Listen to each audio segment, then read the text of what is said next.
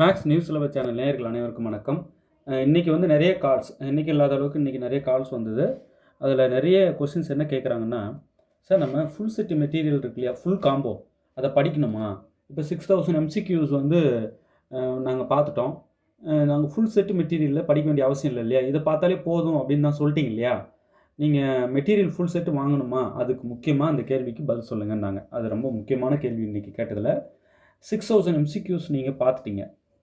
பார்த்துட்ட உடனே உங்களுக்கு என்ன தோணணும்னா, உங்களுக்கு அந்த அறிவு பசி, இன்னும் நிறைய தெரிஞ்சுக்கணுன்ற அறிவு பசி தானாக வந்திருக்கணும். அப்படி அந்த 6000 கொஸ்டின்ஸ் படித்து முடிக்கும்போது எனக்கு அப்படிலாம் ஒன்றும் தோணலை சார், போதும் தான் தோணுச்சு அப்படின்னா தவறு. உங்களுக்கு இந்த 6000 கொஸ்டின்ஸ் படித்து முடித்ததும் அளவற்ற பசி, அறிவு பசி, இன்னும் நம்ம நிறைய படிக்கணும் இவங்க கொடுக்குறத, இது போதலை, இன்னும் அவங்ககிட்ட நிறைய இருக்கும் போல் இருக்கு, நம்ம ஃபுல்லாக எல்லாத்தையும் வாங்கிடுவோம் அப்படின்னு சொல்லி அந்த உணர்வு தானாக வரணும். 6000 கொஸ்டின்ஸ் கடைசி கொஸ்டின் பார்த்து முடிக்கும்போது அந்த உணர்வு, கடைசி கொஸ்டின் இல்லை, பாதியில் போகும்போதே உங்களுக்கு என்ன தோணணும்னா, இல்லை இவங்களோட ஃபுல் செட் மெட்டீரியலை வாங்கணுன்ற உணர்வு பீறிட்டு எழும். அதில் எந்த மாற்று கருத்தும் இல்லை. அதை திறந்து பார்க்கும்போது ஒரு அப்படியே ரன் ஆகும்போதே இல்லை நம்ம ஃபுல் செட் வாங்கிடணுன்ற உணர்வு தானாக வரும். அப்படி வரலைன்னா நீங்கள் சரியான போக்கு அதை படிக்கலை, இன்னும் உள்வாங்காமல் ஏதோ போட்டோமா வேலையை பார்ப்போன்ற மாதிரி போய்கிட்டு இருக்கீங்கன்னு அர்த்தம். சப்ஜெக்டை உள்வாங்கலைன்னு அர்த்தம். சப்ஜெக்ட் உள்வாங்க வாங்க உங்களோட சிந்தனையே வேறு மாதிரி மாறும். இது ஒரு மெயினாக ஒரு கேள்வி. ரெண்டாவது முக்கியமாக கேள்வி என்ன கேட்டாங்கன்னா, சார் நாங்கள் வந்து இந்த பிஆர்டி எக்ஸாம் ஒன்று இருக்குது, அது எழுதுட்டோம், அதுக்கு ப்ரிப்பேர் ஆகட்டுமா? யூஜிடிஆர்பி அப்பாயின்மெண்ட் எக்ஸாம் இருக்குல்லையா, டெட்டு பாஸ் பண்ணவங்க, அதுக்கு நாங்கள் ப்ரிப்பேர் ஆகலாமா அப்படின்னு கேட்டாங்க. நான் என்ன சொல்கிறேன்னா, நீங்கள் தகுதியுள்ள தேர்வுகள் என்னென்ன உங்களுக்குலாம் இருக்கோ அத்தனையும் சும்மா நானாச்சும் நீங்கள் அட்டன் பண்ணி தான் ஆகணும். உங்களுக்கு பிடிச்சது மேக்ஸாக இருக்கட்டும், டெய்லி மேக்ஸை படிங்க. ஆனால் உங்கள் குவாலிஃபிகேஷனுக்கு ஒரு தேர்வு நடக்கும்ல, அது சும்மா போய் எழுதிட்டு தான் வருமேன்னு போய் அட்டன் பண்ணி அதோட தன்மையை உணர்ந்துட்டு வரணும். ஸோ உங்களுடைய குவாலிஃபிகேஷனுக்கு ஏற்ற அனைத்து வாய்ப்புகளையும் பயன்படுத்தி கொள்ளுங்கள்ன்ற இதுதான் என்னோட கருத்து. சார் குரூப் 4 எக்ஸாம் இருக்குது, இங்கே மேக்ஸ் பியூர் மேக்ஸ் உள்ளே பூந்து அடின்னு அடிச்சிட்டு இருக்கேன், நான் போய் குரூப் 4 எழுதிட்டு வரணுமான்னா தயவு செய்து போய் எழுதிட்டு வாங்க, தப்பு இல்லை. நீங்கள் குரூப் 4 எழுதுறதன் மூலிமா உங்களுடைய தமிழ் நாலேஜ் நல்லா இம்ப்ரூவ் ஆகும். தமிழ் எலிஜிபிலிட்டி டெஸ்ட்டுக்கெலாம் நீங்கள் அசால்ட்டாக அடிச்சுட்டு போஸ்ட்டுக்குள்ளே போயிடலாம். ஏதோ ஒரு ரூபத்தில் அது உங்களுக்கு துணை புரியும். நீங்கள் வாய்ப்பு இருந்தும் நான் அதை தொடாமலே இருந்தேன்னா பெரிய முட்டாள்தனம். சரி விடுங்க, நீங்கள் என்ன தான் மேக்ஸில் ஜீனியஸாகவே இருந்தாலும் குரூப் 4 எழுதுறதன் மூலயமா நிறைய ஜிகே வந்து அங்கே காட்டுவாங்க. அதை நீங்கள் தெரிஞ்சு வச்சுக்கிட்டு தான் இந்த ரியல் லைஃப்பில் ரன்னே ஆகணும். எனக்கு உலக நடப்பு பற்றி எனக்கு எதுவும் தெரிய வேண்டிய அவசியமே இல்லைன்னு சொல்லக்கூடாது. அன்றைக்கி தேர்வுக்கு நாள் போகிற அன்றைக்காவது அந்த வினாவை பார்ப்பீங்க, விடையை தேடுவீங்கல்ல, அது போதுன்றேன். இல்லை நான் குரூப் 4 வெறியன் அடித்து காட்டுறேன் பாருங்கன்னாலும் ரொம்ப சந்தோஷம். இப்போது எந்த தகுதியுள்ள தேர்வையும் நிராகரிக்காதீர்கள், தயவு செய்து நிராகரிக்காதீங்க. அந்த 3 மணி நேரம் எக்ஸாம் ஹால்லையாவது கொடுத்துட்டு வாங்க, போதும். இல்லை நான் ரொம்ப சந்தோஷப்படுறேன்னா இன்னும் சந்தோஷம், நீங்கள் நல்லா என்ஜாய் பண்ணி அந்த தேர்வு எழுதுறீங்கன்னா ரொம்ப ரொம்ப சந்தோஷம். ஓகே, பட் உங்களுக்கு பிடிச்சதை உங்ககிட்ட இருந்து யாராலையும் பிடுங்க முடியாது. ஒரு மேத்தமெட்டிக்ஸ் உங்களுக்கு ரொம்ப பிடிச்சிருக்குன்னா அதை உங்ககிட்ட இருந்து அழிக்க இறைவனால் கூட முடியாது. ஏன்னா படைப்பே உங்களுக்கு மேக்ஸுன்னு கொடுக்கப்பட்டது. இறைவனே நினச்சாலும் அதை உங்ககிட்ட இருந்து பிடுங்கி எடுக்க முடியாதுன்னு சொல்ல வரேன், புரியுதுங்களா? ஸோ தயவுசெய்து சொல்கிறேன், உங்களுக்குன்னு எலிஜிபிலிட்டி எந்தெந்த தேர்வுலாம் இருக்கோ அதெல்லாம் விண்ணப்பிச்சுட்டு போய் எழுதுங்க, விடாதீங்க.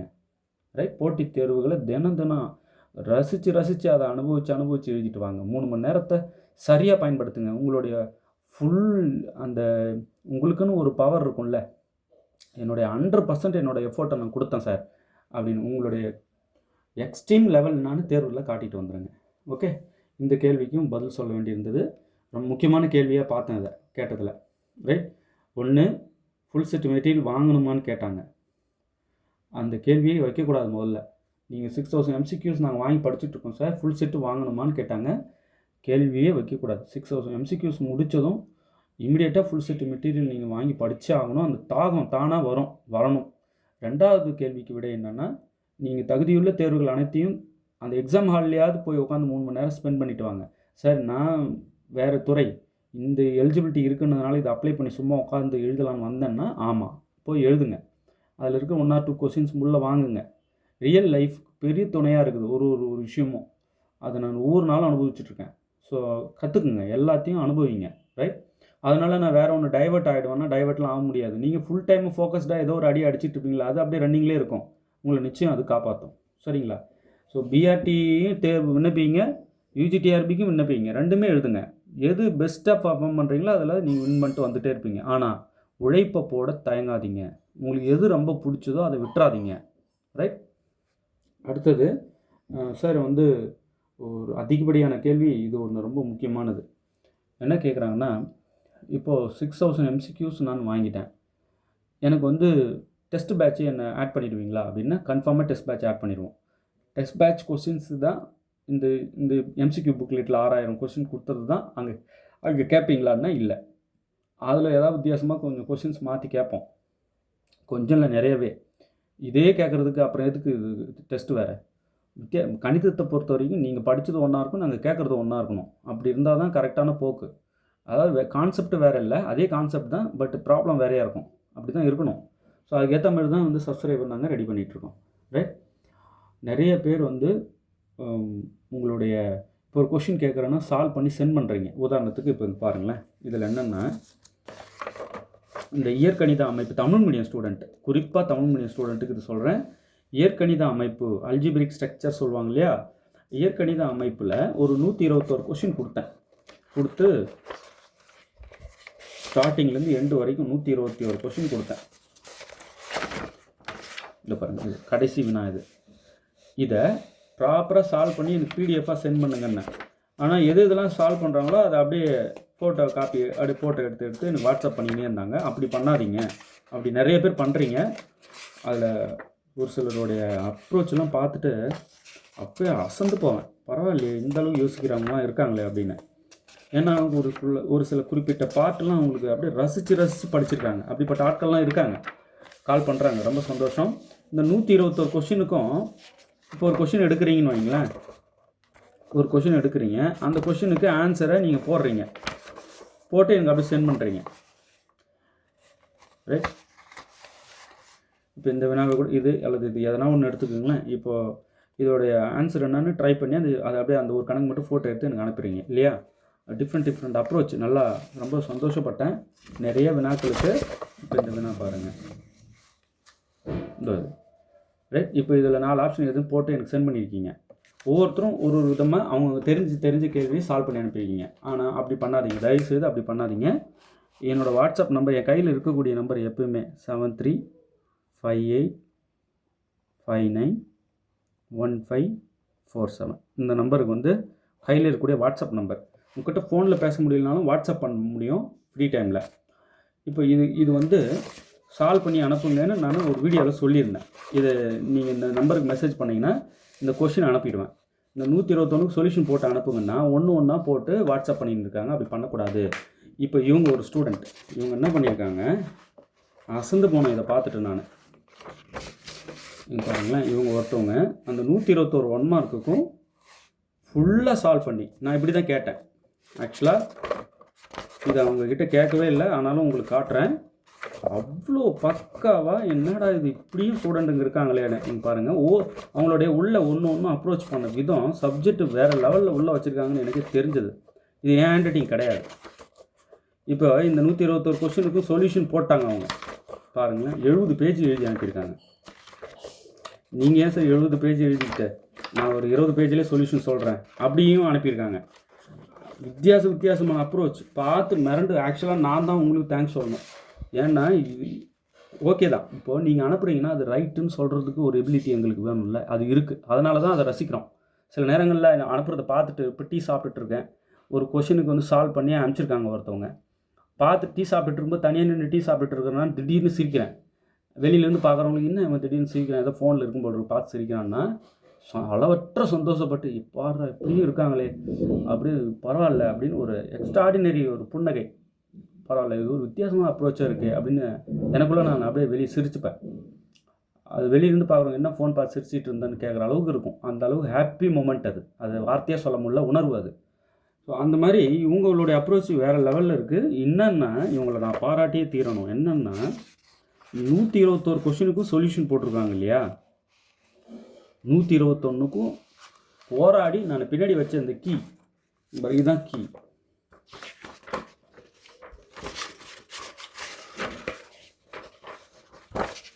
பாருங்கள், இது வந்து ஃபஸ்ட்டுக்கு 4th ஆப்ஷன், செகண்டுக்கு ஃபஸ்ட் ஆப்ஷன். இப்போ நான் இப்படி ஆப்ஷன்ஸ் சொல்கிறேன்னா எனக்கு விடை தெரியாமல் சொல்ல முடியும்? நான் சொல்ல முடியாதுல்ல. அப்போ இதை கரெக்டாக சால்வ் பண்ணி இதோட ஆப்ஷன்ஸை வச்சு நான் கொடுத்துருக்கேன். கொடுக்குறத டீட்டெயில்டாக போட்டு சும்மா டீட்டெயில்டாக போட்டு, இது ஹேண்ட் ரைட்டிங் கிடையாது, நான் எழுதி ஃபேர் பண்ணி உங்களுக்கு தரேன். இதை அப்படியே உங்களுக்கு அனுப்ப முடியாது, ஏன்னா ஒரு சில இடங்கள் அங்கங்கே நான் சரி பண்ண வேண்டியிருக்கு இதில். அதனால் இதை அப்படியே உங்களுக்கு அனுப்ப மாட்டேன், காட்டுறேன் எப்படிலாம் பாருங்கள் இருக்காங்க அப்படின்னு. இந்த மாதிரி தான் நான் கேட்டேன். இந்த 121 கொஸ்டின் திரும்ப சொல்கிறேன், இதை காப்பி பண்ண வேண்டாம். இவங்களோட அப்ரோச் நமக்கு தேவையில்லை. உங்களுக்கு ஒரு நாலேஜ் இருக்கும் இல்லையா, கண்டிப்பாக இருக்கும். அந்த நாலேஜ் படி இந்த நம்பருக்கு வாட்ஸ்அப் பண்ணுங்கள். இந்த 121 கொஷின் பிடிஎஃப் முதல்ல நான் அனுப்புகிறேன். கொஷின் பிடிஎஃப் வித் ஆப்ஷன்ஸோட இப்போ நீங்கள் சால்வ் பண்ணணும். இண்டிவிஜுவலாக தனியாக உட்காந்துட்டு மொக்க கேள்வியாக இருந்தாலும் இருக்கட்டும், உங்களை அலற வைக்கிற கேள்வியாக இருந்தாலும் இருக்கட்டும், 121க்கு உங்களுக்கு விடை தெரியுதான்னு பாருங்கள் ஃபஸ்ட். ரைட், 121 கொஸ்டின் எனக்கு விடை தெரியுது சார், போட்டேன், பிடிஎஃப் அனுப்பியிருக்கேன் பாருங்கன்னு ஒரு மெசேஜ் போடுங்க, இல்லை ஃபோன் பண்ணுங்கள். இவங்க வந்து கம்ப்ளீட்டாகவே சால்வ் பண்ணிட்டாங்க. 121க்கு சால்வ் பண்ணி இவங்களுக்கு ஃபஸ்ட்டு எதுக்கு தேங்க் பண்ணணுன்னா 121 சால்வ் பண்ணணுன்ற தாட் இருந்திருக்கு ஒன்று. ரெண்டாவது, சில விஷயங்கள் உள்ள தியரம், சில முக்கியமான ரிசல்ட்ஸை யூஸ் பண்ணியிருக்காங்க. ஒரு சில கணக்கெல்லாம் நம்ம பார்த்தோம்னா அந்த ரிசல்ட்டுங்களை யூஸ் பண்ணி ஆன்சர் சொல்லியிருக்காங்க. நம்ம ரிசல்ட்ஸ் படிக்கிறதே அதுக்கு தானே, தேவையான நேரத்தில் அதை பயன்படுத்தணும். அழகாக அடி அடி அடி அடி அடி அடின்னு அடித்து வச்சுருக்காங்க.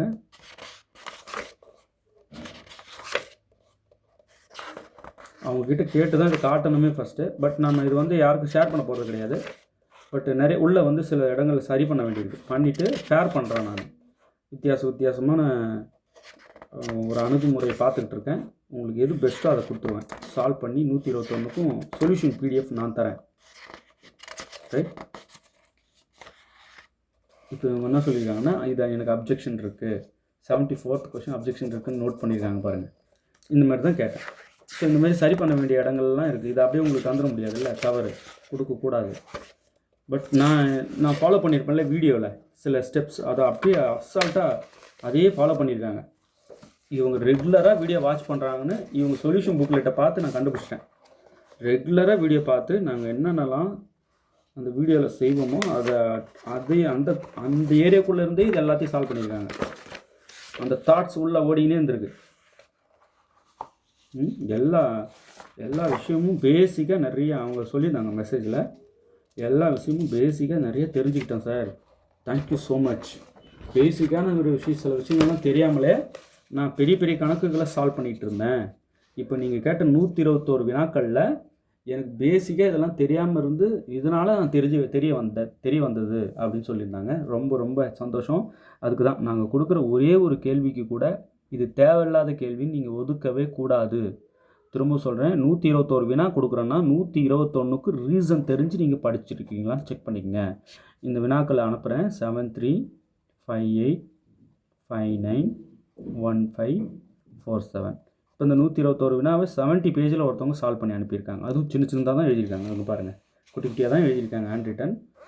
நான் இன்னும் பேஜ் கம்மியாகவே அழகாக சால்வ் பண்ணி வச்சுருக்கேன். அனுப்புகிறேன்னு அனுப்புங்க, இந்த நம்பருக்கு சென்ட் பண்ணுங்கள். ஓகே, இது அப்படியே உங்களுக்கு கரெக்டுன்னு நான் சொல்லிட மாட்டேன். எங்கெங்கெல்லாம் சரியில்லையோ அதை மென்ஷன் பண்ணி உங்களுக்கு ரிப்ளை கொடுப்பேன். இந்த இடம்லாம் தப்பு பண்ணியிருக்கீங்க, இந்த மாதிரி அப்ரோச் பண்ணக்கூடாது அப்படின்னு சொல்வேன். ஃப்ரீ டைம் கிடைக்கும்போது நான் உங்களுக்கு சொல்வேன்.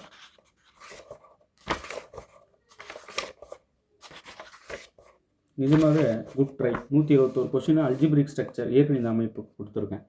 டக்குன்னு ஒரு கேள்வி, இயற்கணித அமைப்புக்கு கொடுத்துருக்கீங்களே, இப்போ மற்றதெல்லாம் எப்போ கொடுக்க போகிறீங்க? இப்போ உடனே இன்னும் ஒன்று தரப்போகிறேன், ரெடி ஆகிடுத்து. இதே போல் நாங்கள் கொடுக்குற கொஷின் பார்க்க எங்கே ஸ்ட்ராங் ஆகுப்பீங்கன்னா அந்த பேசிக் ஃபவுண்டேஷன் வெரி ஸ்ட்ராங் ஆகும். பெரிய பெரிய ப்ராப்ளம் சால்வ் பண்ணி நாங்கள் அசால்ட்டாக கொடுத்து ஒரு 13 புக்லெட் சொன்னோம் இல்லையா, 13 புக்லெட்டு ஹேண்ட் ரிட்டன் காப்பி ஒரு 2500 ரூபாய்க்கு நீங்கள் வந்து இதை வாங்கிக்கிங்க. இந்த கொஷின் பிடிஎஃப் இதையும் அனுப்பி விட்டுருலாம். இந்த கொஷினும் சென்ட் பண்ணிடுவோம், அந்த பிடிஎஃப்லேயே வந்துடும். இந்த 2500 கொஷின்ஸ் இருக்குல்ல, இதெல்லாம் எப்படி இருக்குன்னா, அப்படியே அப்போ இவ்வளோ டஃப்பாலாம் கேள்வி கேட்பாங்களா? வாய்ப்பே இல்லை, கேட்க மாட்டாங்க. இவர் சும்மா இதையும் சொல்லி கொடுத்துட்ருக்காரு அப்படின்ற மாதிரி பயங்கர டஃப்பாக இருக்கும், ஹார்டான கொஷினாக இருக்கும். இந்த 121 எப்படி இருக்கும்னா, உனக்கு சப்ஜெக்ட் புரிதல் இருந்தால் என்னை தொடு, சப்ஜெக்ட் புரிதல் இல்லாத நீ என்னை தொடாத அப்படின்னு சொல்லுது. சரிங்களா? இதுதான் 121 வினாவுடைய பியூட்டி. இந்த 13 புக்லெட்டில் என்ன இருக்குன்னா ஒரு 6 பாடம் இருக்கும். கடினமான வினாக்களாக பார்த்து பார்த்து சால்வ் பண்ணதெல்லாம் இதில் இருக்கும். இதை போய் வாங்கலாமா வேணாமான்னு ஒருத்தவங்க இன்றைக்கி கேட்டாங்க. சார் 2500 ஒரு 13 புக்லெட் எதுக்கு சார், தேவையில்ல அது, நாங்கள் தான் 6000 கொஷின் படிக்கிறோமேனு. இல்லை நீங்கள் 6000 கொஷின் படிங்க, இதை வாங்கி கொஞ்சம் பார்த்துக்கணும். அவசியம் page by page, line by line, step by step பார்க்கணும். சார் நீங்கள் ஒரு 3 பக்கம் 4 பக்கம் ஒரு ப்ராப்ளம் சால்வ் பண்ணியிருந்தீங்க, எனக்கு 2 லைனில் அதுக்கு ஆன்சர் தெரியும், இதே இவ்வளோ பெருசு போட்டிருக்கீங்க, அந்த மாதிரி சொல்லணும். நீங்கள் அந்த மாதிரி கமெண்ட் பண்ணணும். இந்த ப்ராப்ளம் இவ்வளோ பெருசு போட்டிருக்கீங்க, நான் 2 லைனில் சொல்லட்டுமா அப்படின்ற அளவுக்கு நீங்கள் சொல்லணும். 2 லைனில் சொல்கிறேன்னு கணித விதியை ஃபால்ஸ் பண்ணுற மாதிரி சொல்லக்கூடாது. எல்லாத்துக்கும் அது சூட்டபிள் ஆகணும். நாம் எவ்வளோ ஷார்ட்கட் வேணாலும் தேடி தேடி படிக்கலாம். கணித விதிகளையும் கணித வரைமுறைகளையும் கணித முடிவுகளையும் ஃபால்ஸ் பண்ணுற மாதிரி அது இருக்கக்கூடாது. இந்த மாதிரி இல்லாமல் நீங்கள் எவ்வளோ ஷார்ட்கட் வேணாலும் பயன்படுத்துங்க, தப்பே இல்லை. ரைட்? ஒரு ஷார்ட்கட் இந்த ப்ராப்ளத்துக்கு மட்டும்தான் பயன்படுத்துவேன், வேறு ப்ராப்ளத்துக்கு போனால் அது அப்ளை ஆகாதுன்னா அந்த ஷார்ட்கட் தேவையே இல்லை, சாமி ஆளை விடுங்க அப்படின்னு விட்டு போயிடுங்க, அதை கண்டுக்காதீங்க. ரைட்? ஸோ இந்த 13 புக்லெட் இருக்கிற 2500 இந்த 13 புக்லெட் ப்ராப்ளமும் உங்களை அசர வைக்கும். சரி, அசர வைக்கும். ரைட்டு. இப்போது சொல்யூஷன் எங்களுக்கு கற்றுக் கொடுக்குமா? நாங்கள் புதுசாக இப்போ தான் திறக்கிறோம், அதன்னா கற்றுக் கொடுக்கும். அதனால தான் எலாபரேட்டாக போட்டிருக்கேன், ஷார்ட்கட்ஸ் யூஸ் பண்ணல, எலாபரேட்டாக பாடத்தை சொல்லிக் கொடுக்கணும்னு போட்டிருக்கேன். சரிங்களா? சரி, இந்த 2500 நீங்கள் இந்த 13 புக்லெட் தரீங்கன்னா இந்த 13 புக்லெட்டுக்கும் சொல்யூஷன் போட்ட வீடியோ இருக்கா? இருக்குது. அது என்னென்னா நீங்கள் எங்கெங்கேயோ போய் தேடிலாம் எடுக்க முடியாது. நாங்கள் என்ன பண்ணியிருக்கோம், அது ப்ளேலிஸ்ட் போட்டு ஒவ்வொரு யூனிட்டுக்கு தனித்தனியாக வச்சுருக்கோம். நீங்கள் ஒன்ஸ் இந்த புக்லெட் வாங்கிட்டீங்கன்னா அந்த ப்ளேலிஸ்ட்டு உங்களுக்கு அனுப்பிடுவேன், யூனிட் வைஸ் ப்ளேலிஸ்ட்டு.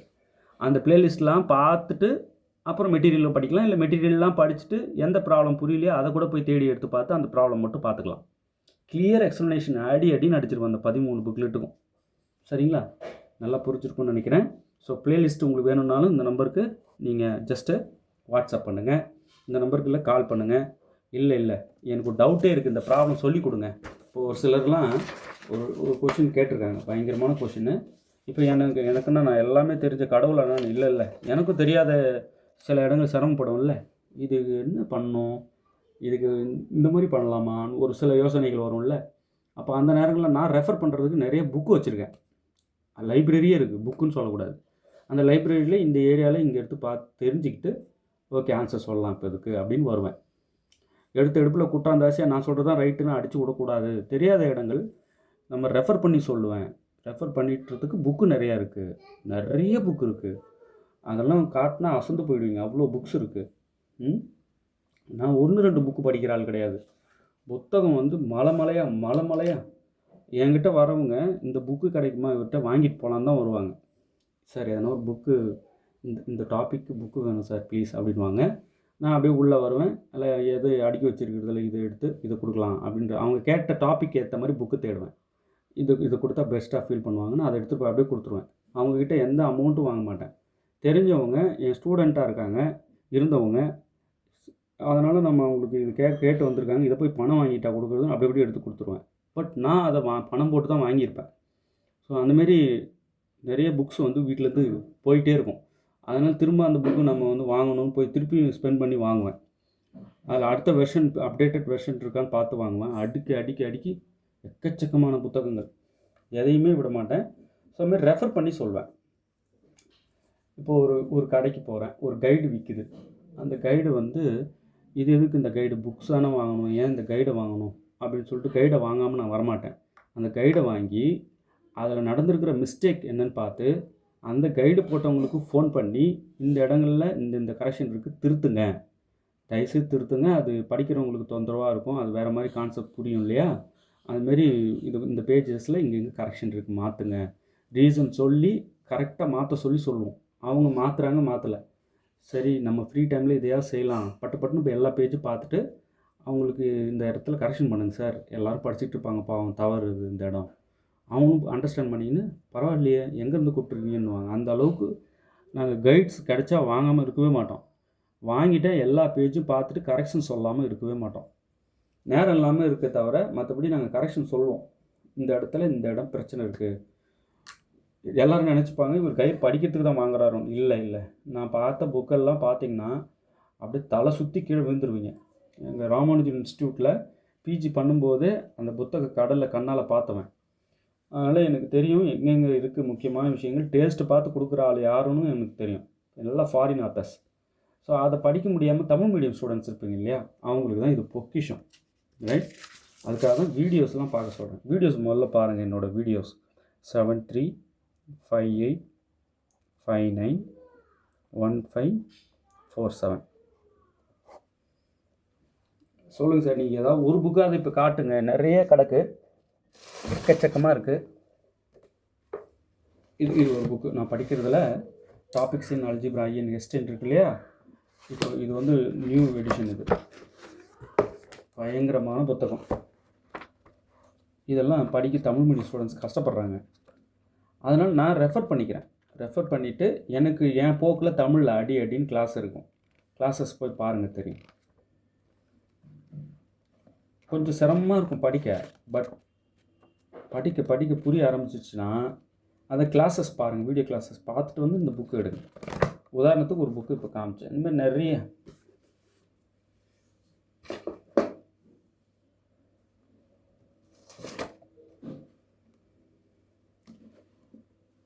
இது வந்து advanced CSR net JRF mathematics. இப்போ நம்ம ஸ்டூடெண்ட் சந்திரன் இருக்கார் இல்லையா, வீடியோ போடுறாரு பாருங்கள். சந்திரன் அவர் சிஎஸ்ஆர் குவாலிஃபைட் ஆகிட்டார். நம்ம ஸ்டூடெண்ட்ஸ் எல்லாருமே இப்போ ஒருத்தவங்க இந்த கேள்வி கேட்டாங்க, இது சொல்லணும்னு நினச்சி மறந்துட்டேன். உங்கள் ஃபாலோவர்ஸ் எத்தனை பேர் பிஜி அசிஸ்டண்ட் ஆகியிருக்காங்க? எக்கச்சக்கங்க. நான் அதெல்லாம் கணக்கு எடுத்து வைக்கல, ஆனால் அது கணக்கு எடுத்து வைக்காத தப்புன்னு இப்போ நல்லா உணர்றேன். ஏன்னா திடீர்னு இப்போ ஒவ்வொரு தடவையும் அவங்கள எப்படி மிஸ் பண்ணிவிடுவோன்னா, உங்களை நேராக வந்து லைவ் வீடியோ எடுத்து யூடியூப்பில் ஏற்றி விட்டுறோம், தேங்க்ஸ் அப்படின்னு ஃபோனை வச்சுருவேன். ஆனால் போய் எடுக்காமல் விட்டேன். எடுக்கணும்.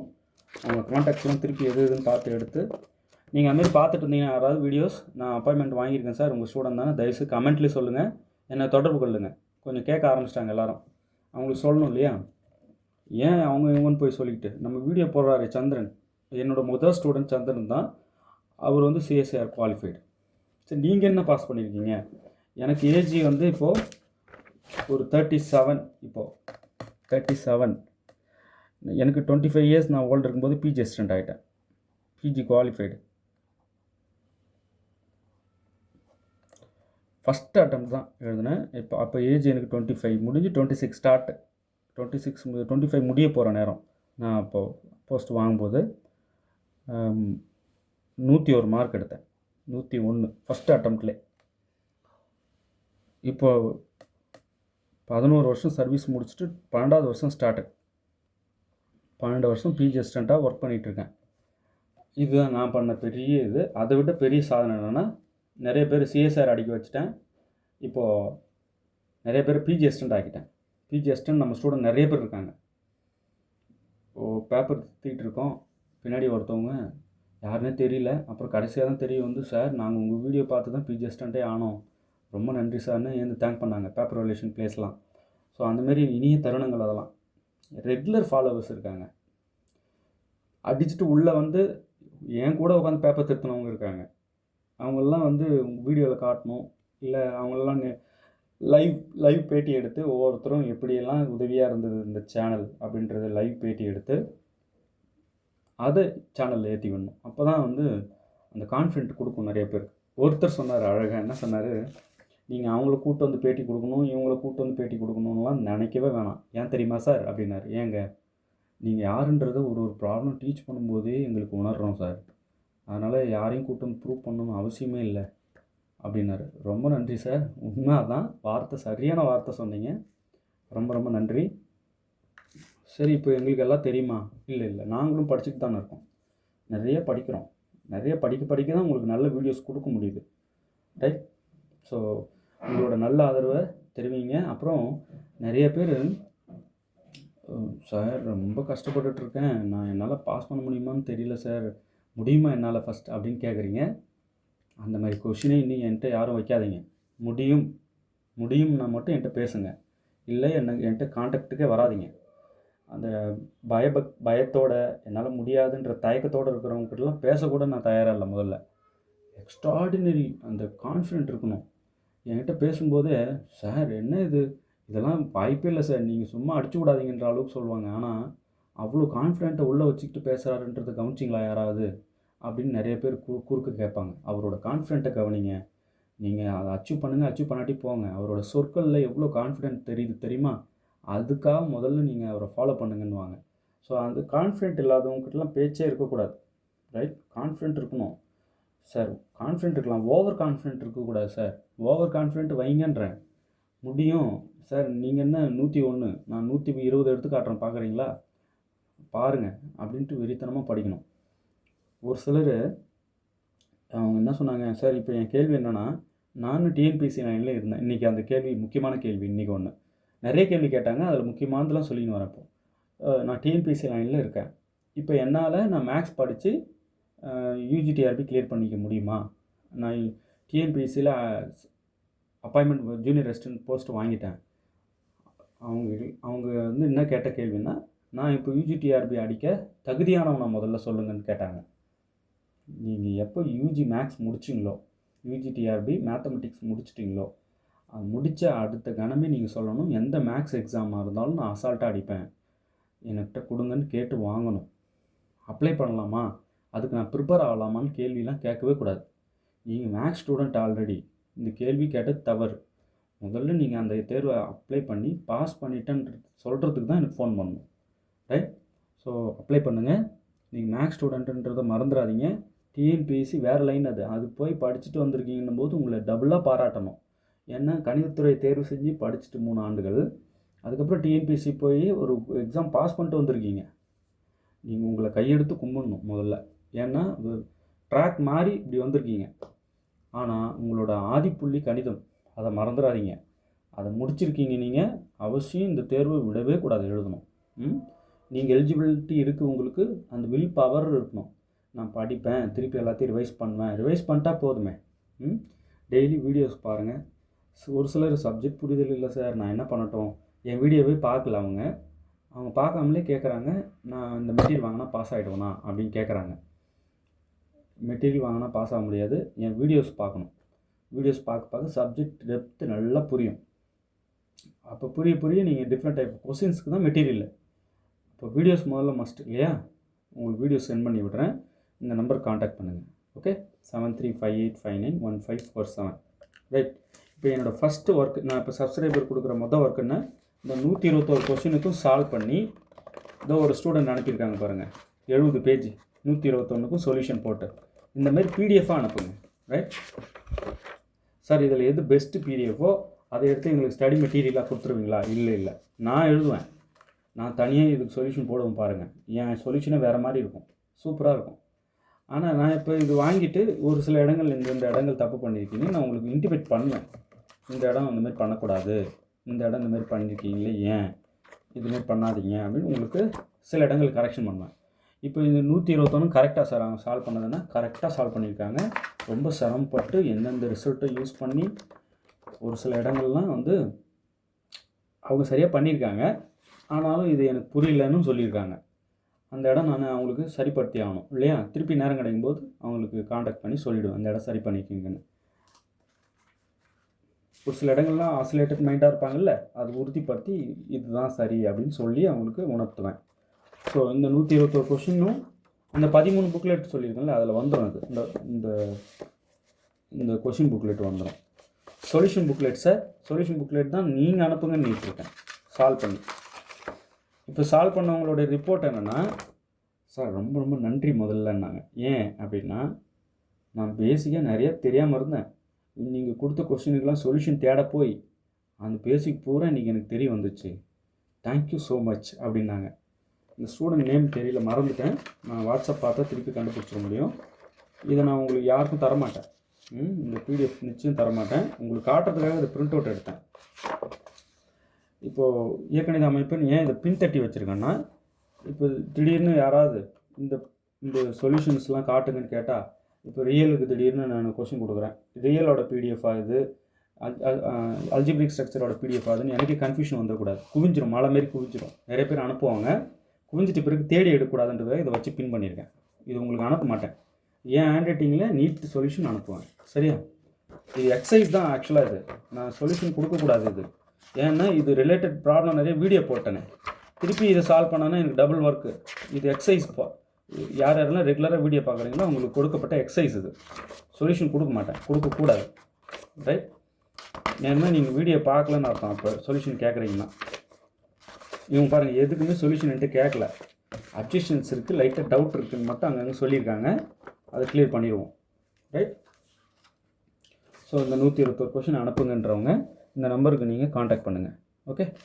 இந்த 13 புக்லெட் அவசியம் வாங்கி, இந்த 13 புக்லெட்டில் எல்லாம் இல்லைங்க, எல்லாமே இருக்கான்னா இல்லை.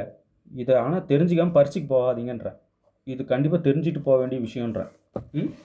ஓகே, எல்லாம் ப்ராக்டிஸ் பண்ணுங்கள். சார் இப்போ ஒருத்தவங்க மெசேஜ் பண்ணியிருந்தாங்க, சார் கண்டினியூஸாக வீடியோ கொடுங்க சார், வீடியோஸ் வேறு லெவலில் இருக்குது, நீங்கள் வீடியோ நிறுத்துறீங்க இடையில அப்படின்னா நிறுத்த மாட்டேன். ஏதாவது ஒர்க் பிஸினாலும் நிறுத்தியிருப்பேன். நான் நிறுத்துறேன்னா அதை விட டபுள் ஃப்ளோவில் கொடுத்துருவேன். எப்போ டைம் கிடைக்குதோ அடின்னு அடிச்சு விட்ருவேன்.